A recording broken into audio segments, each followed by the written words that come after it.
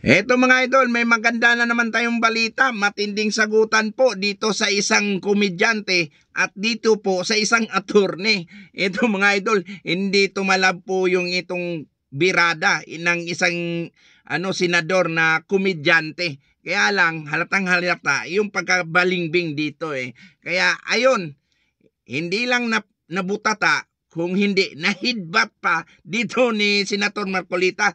Kaya ito mga idol, pakinggan natin kung paano binutata ng gusto ni Senator Marcolita itong patama na salita ni Senador Tito Soto. Kaya ito mga idol, panoorin na po natin yan.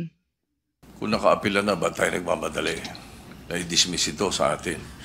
So may I ask the gentleman, what will happen if we prematurely dismiss the case and the Supreme Court subsequently grants the MR and reverses its own decision?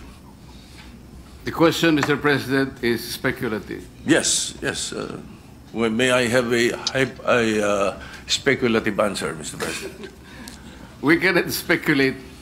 We can only guess, second guess, because on the basis of our experience as a practicing lawyer, Mr. President, ito pong ganitong klaseng desisyon, talaga pong wala na pong kaduda-duda na kahit po mag-file pa tayo ng motion for reconsideration.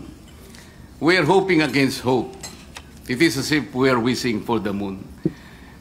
Palagay nyo po, palagay nyo lang po merong isa na nag-reverse. Hindi rin po ma-overturn eh. Kasi po ang kailangan po ninyo ay 8 ang mag-reverse. Sa inaakala po ba ninyo, meron kayong makukuhang 8 na pumirma doon sa unanimous decision na babaligtarin po nila yung kanyang sarili. Kaya napakahirap pong mag-speculate, Mr. President. I will accept the answer of the gentleman, but I have done my research, Mr. President. And to remind everyone, the reversal of the Supreme Court's own decision is not impossible, even in landmark cases. Ang tumatakbo ng matulin, kung matinik ay malalim. Kaya dapat siguro pag-isipan muna natin kung tama ba na bago magdesisyon ang Supreme Court, basta ibasura na natin ang kaso na ito. Unang-una po, Mr. President, gusto kong malaman, yung po bang mga kasong sinabi nyo, unanimous decisions po ba lahat?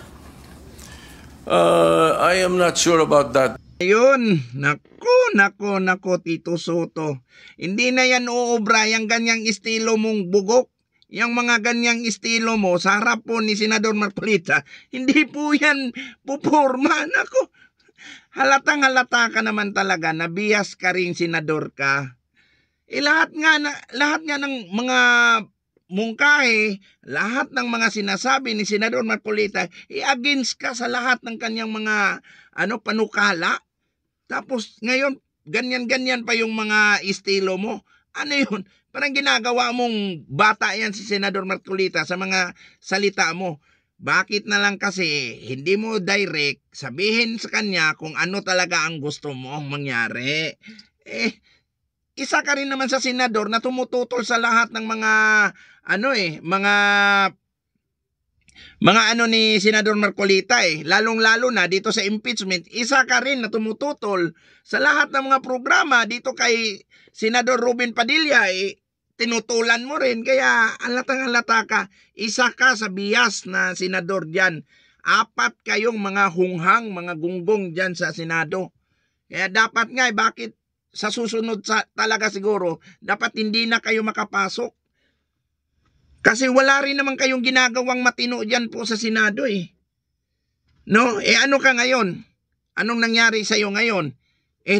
Parang ginawa ka lang bata ni Senador Marcolita sa kanyang mga sagot. Pahiya ka.